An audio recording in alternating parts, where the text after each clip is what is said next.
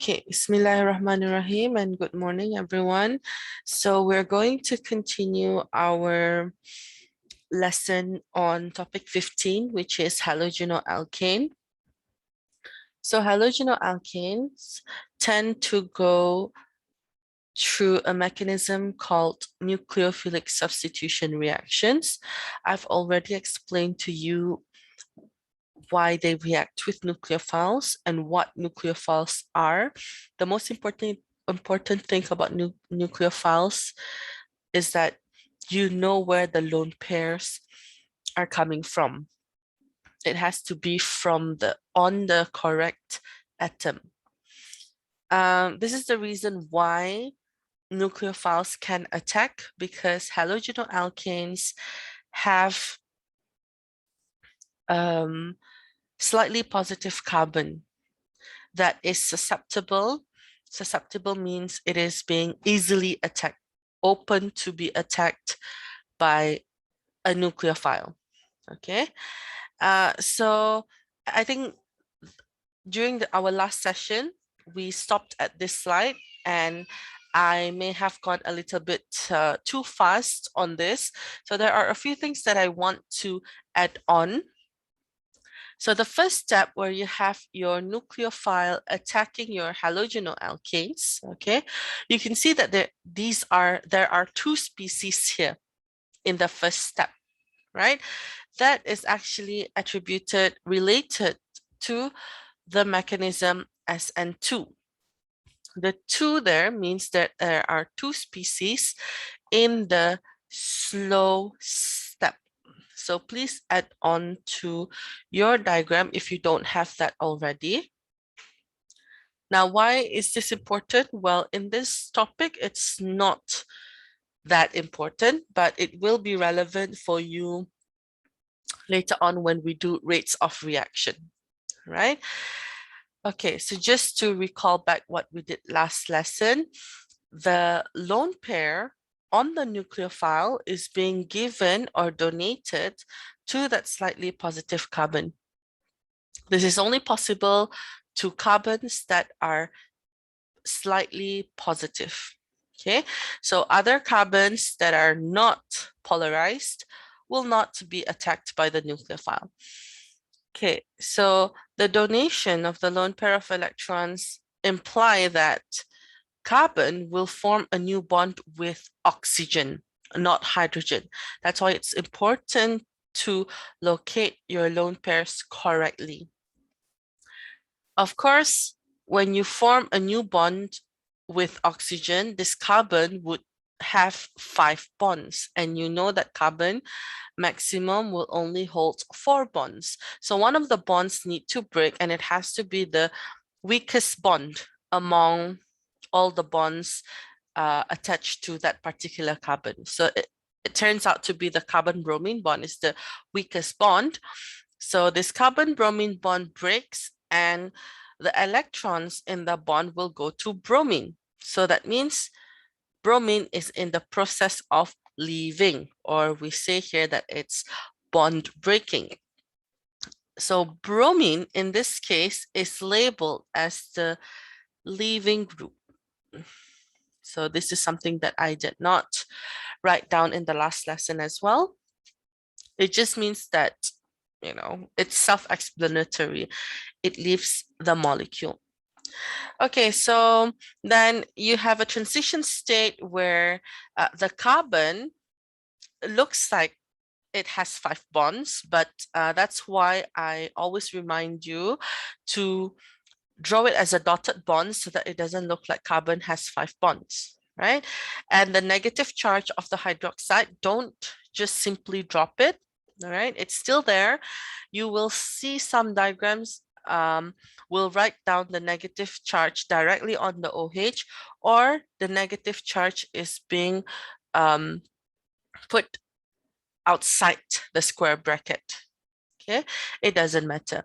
Right, so the product that you form here is an alcohol, and it's specifically the ethanol. And the other product that you get is the bromide ion. Don't forget that it now becomes a full negative charge, starting from a partially negative. Once it has fully owned the pair of electrons, it becomes a full anion. Okay, right. So the explanation, you should have already copied this down. The next mechanism, so this is a general mechanism for SN2. SN2 applies to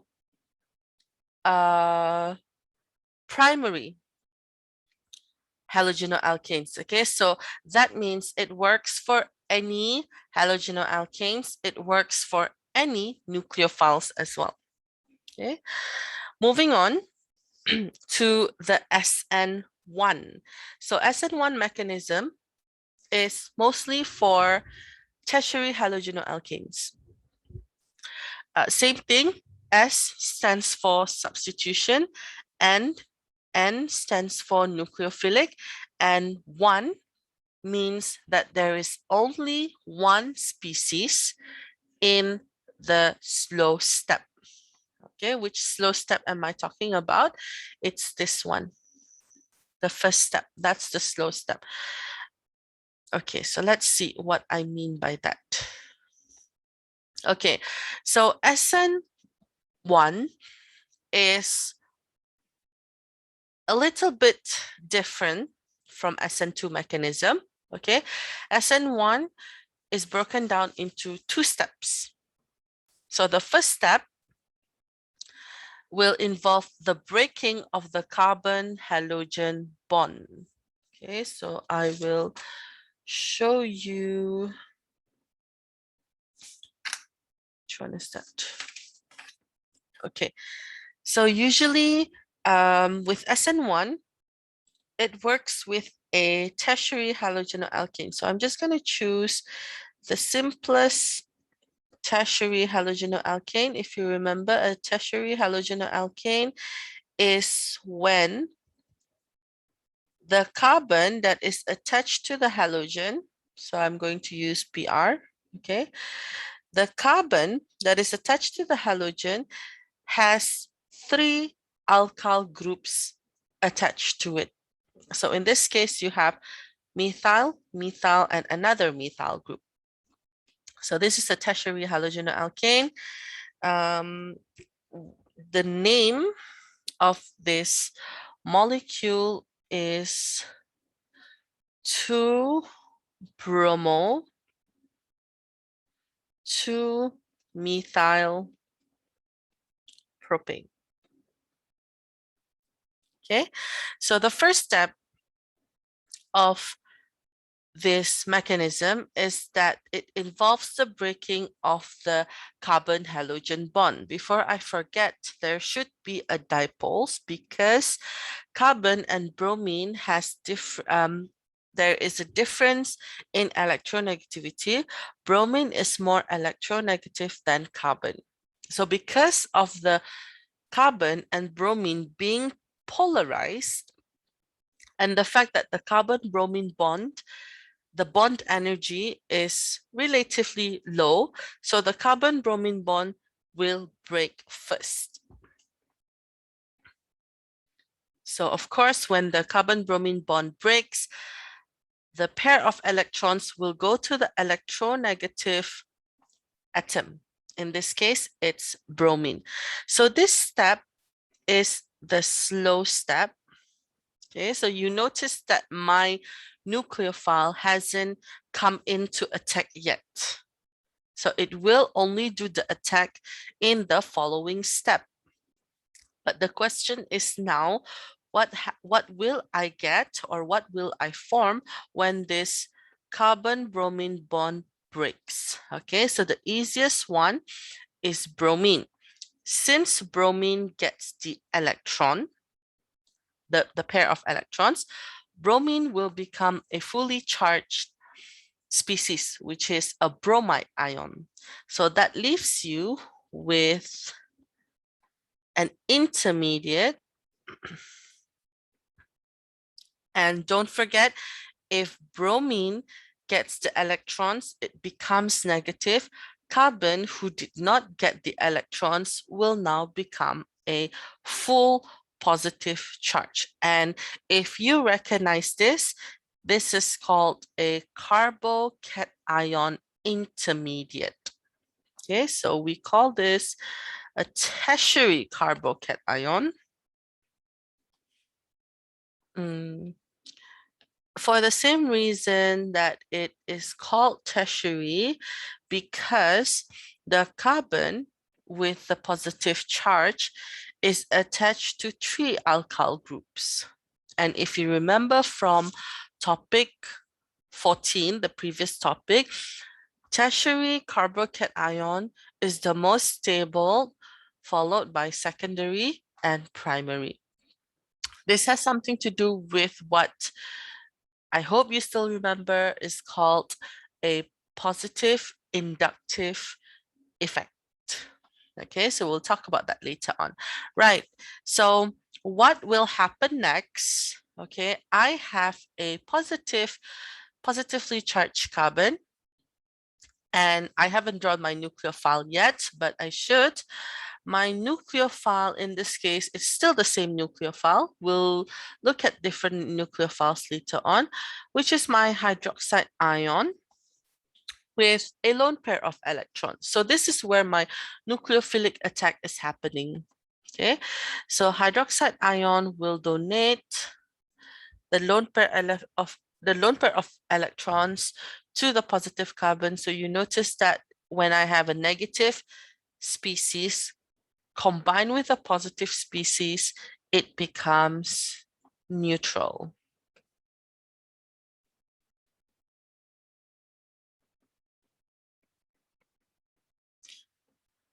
Okay. Right, so now I have transformed my 2-bromo 2-methyl propane into a new functional group, which is an alcohol. And if I want to name this, it is called a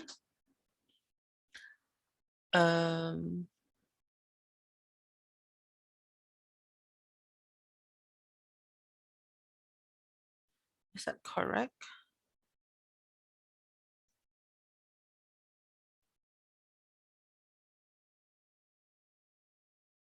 Okay, so this is now named 1, 2, 3. So that's propanol, propantuol.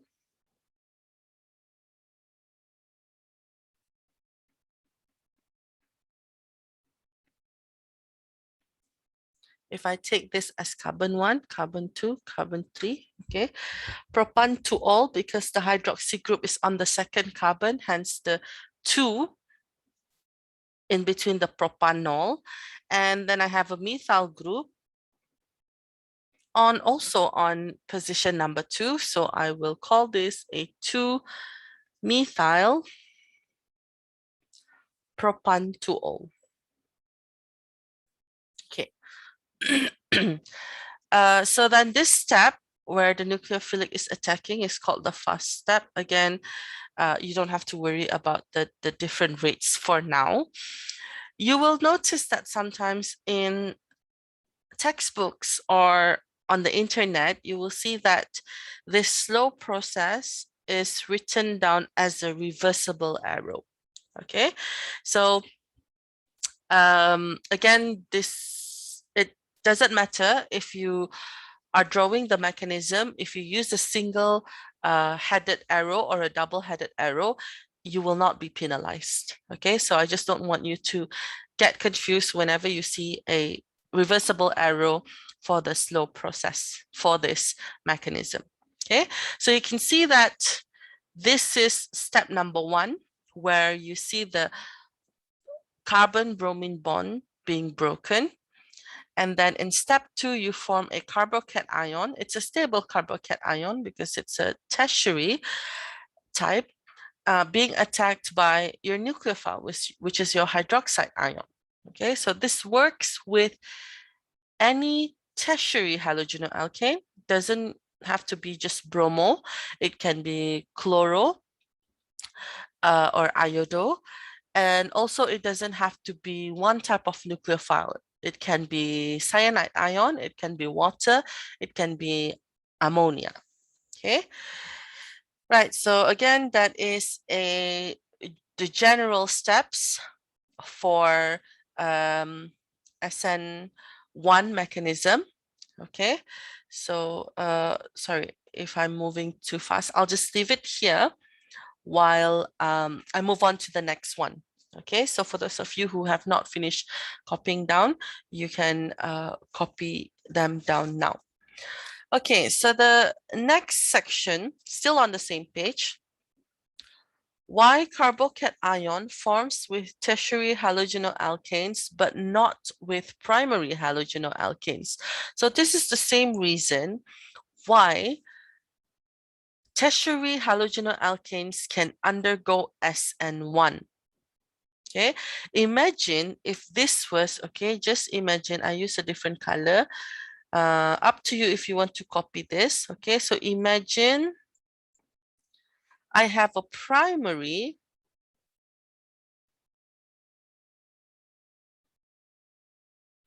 halogenoalkane, and then I treat it via SN1. So this is a primary.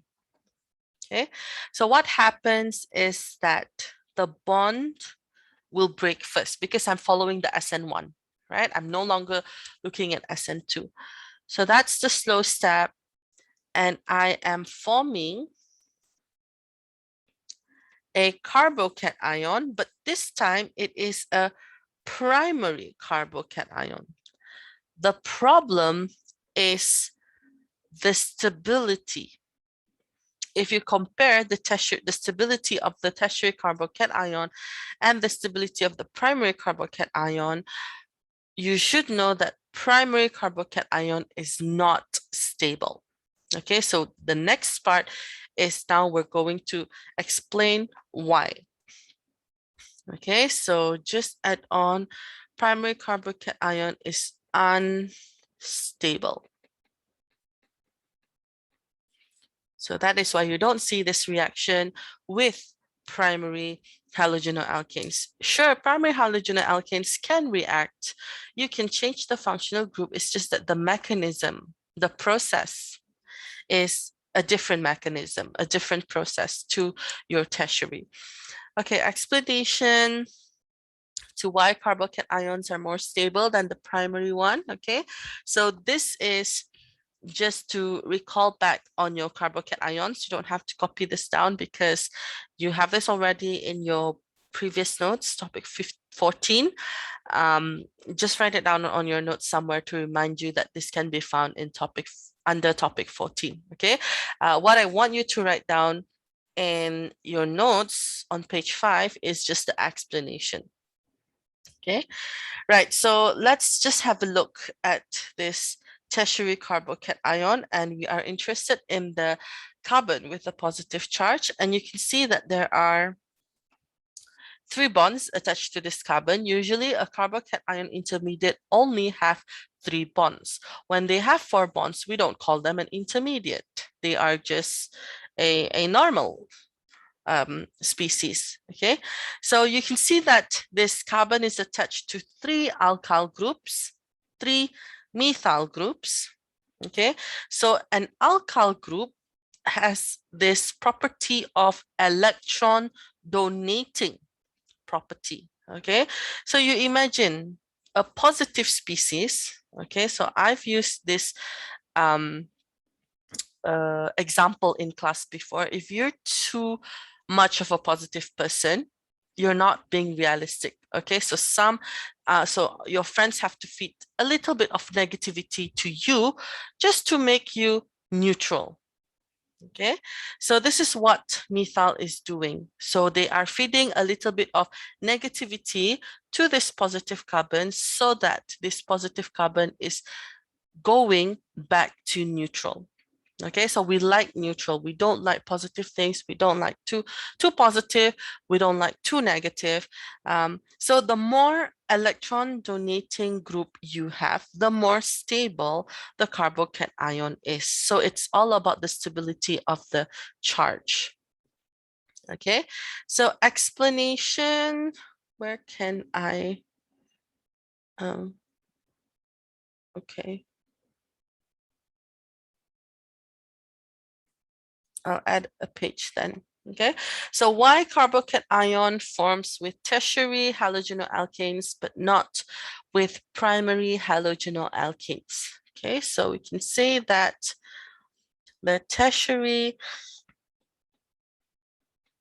carbocations are more stable than primary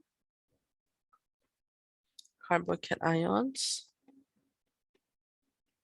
as it has more positive inductive effect.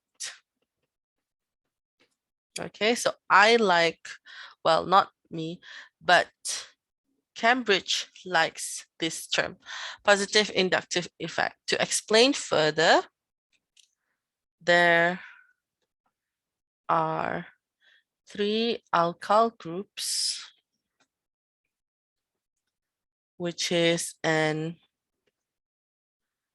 that are electron donating group that pushes electron density towards the positively charged carbon,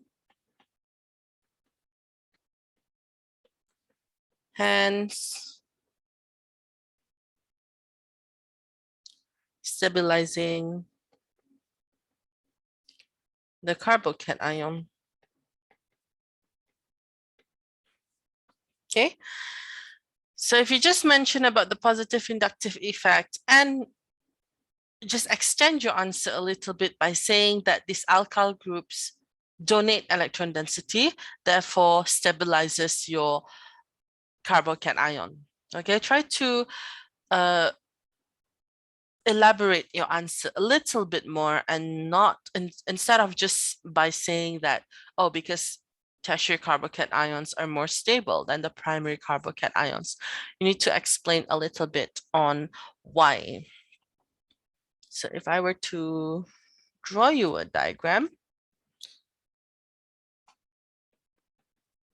this is a tertiary versus a primary.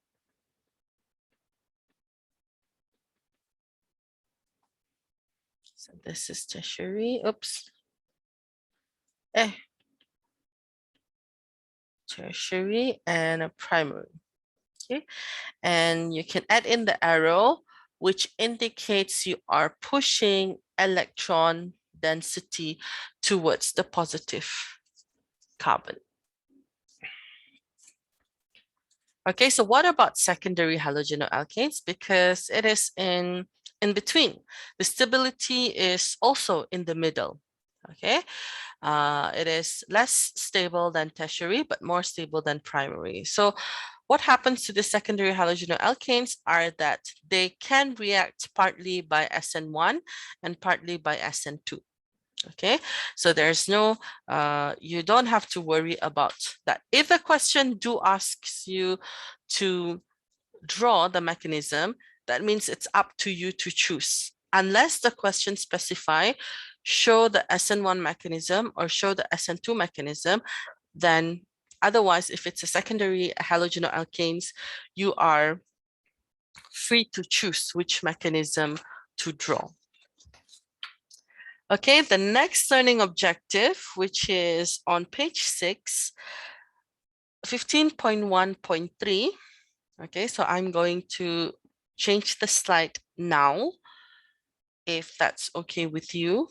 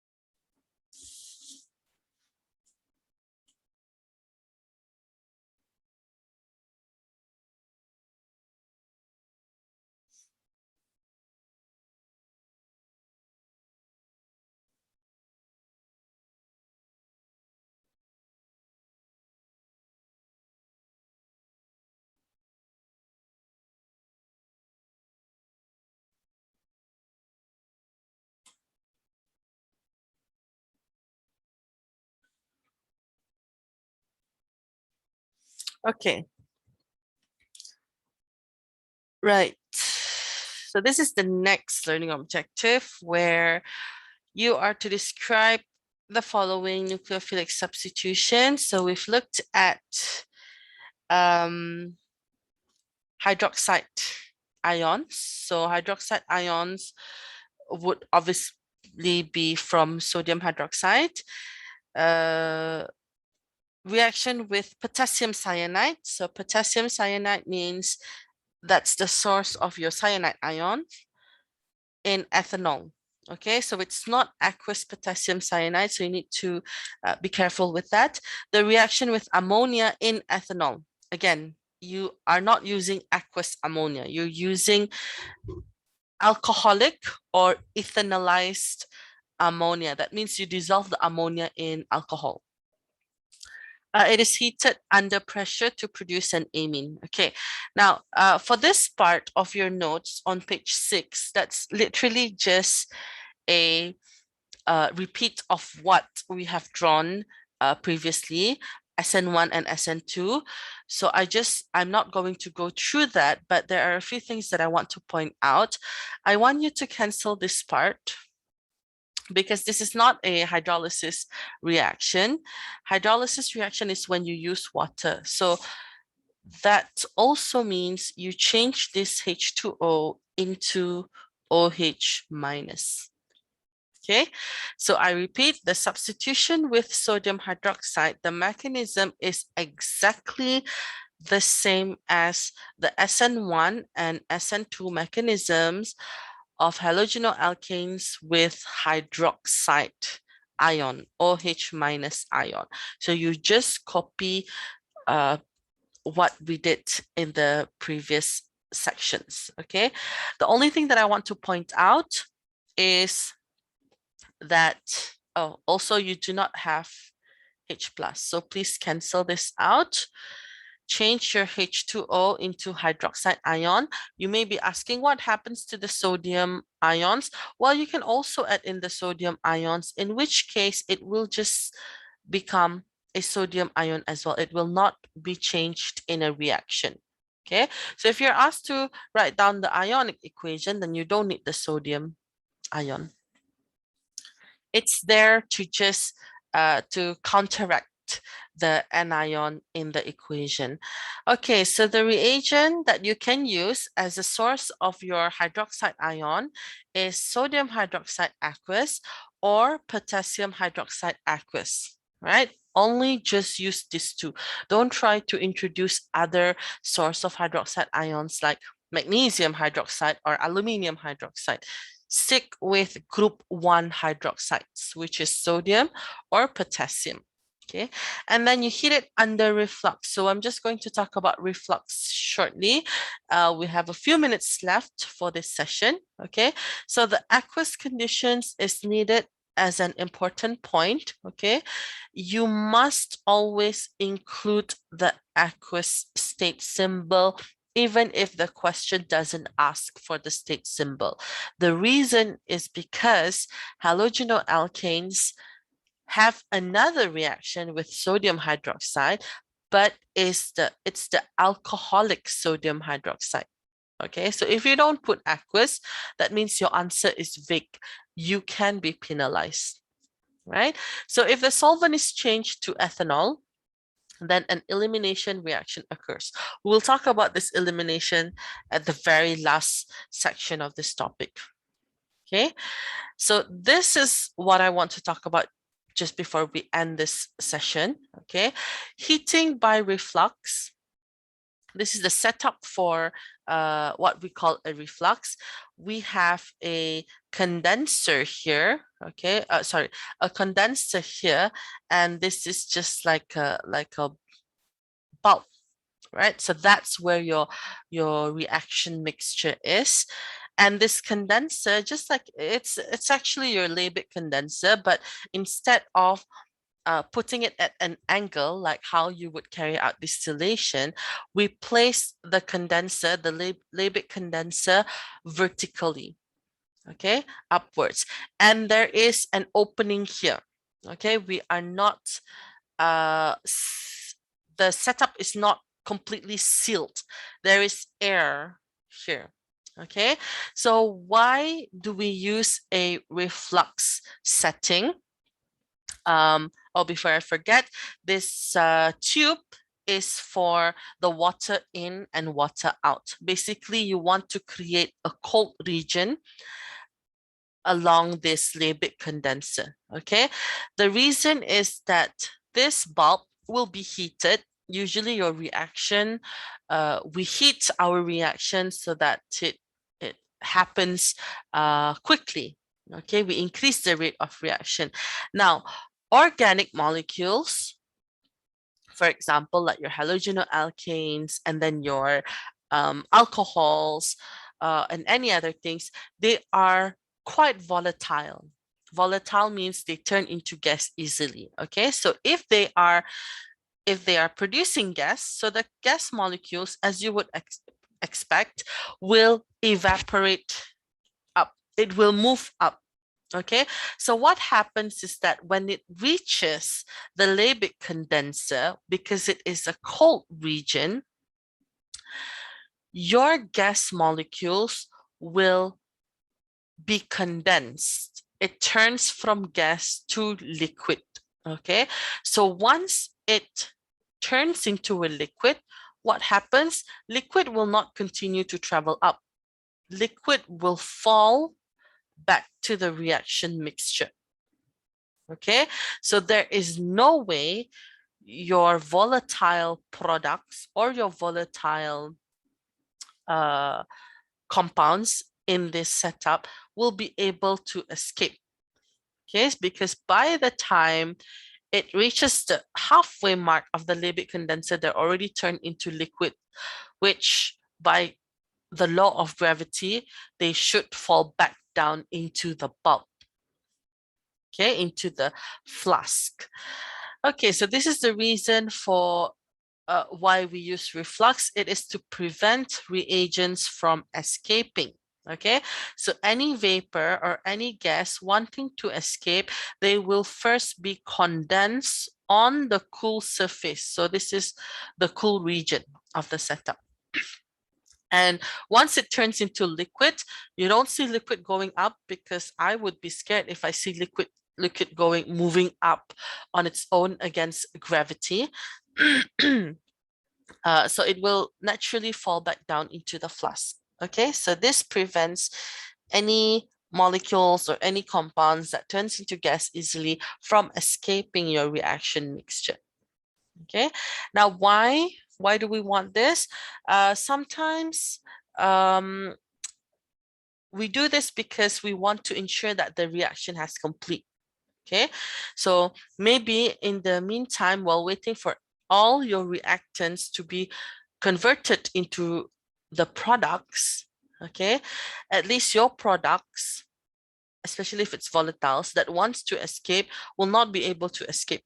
It will just go back. Okay, any attempts of escaping will